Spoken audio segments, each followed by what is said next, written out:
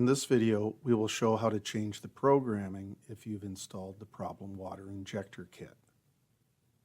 If the control valve is in the locked position, press and hold the menu button for approximately 3 seconds until you hear a beep and the lock icon shown on the display screen disappears.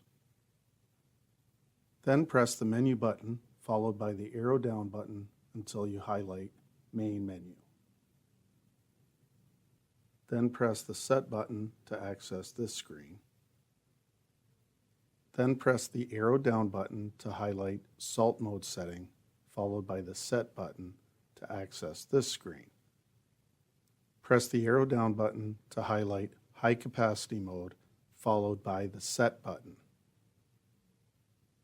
It now shows that you've selected High Capacity Mode. You then must press the Set button to confirm. Then press the menu button several times until you arrive at the main display screen. Next, press and hold the arrow up and down buttons simultaneously for approximately 3 seconds in order to access the factory mode. Then press the arrow down button several times until you have highlighted Salt versus Efficiency. Then press the Set button to access this screen. You'll then press the Set button in order to move the cursor all the way down to the bottom right-hand corner, as seen here. The number shown is 2,500 grains, but we need to change it to 2,100.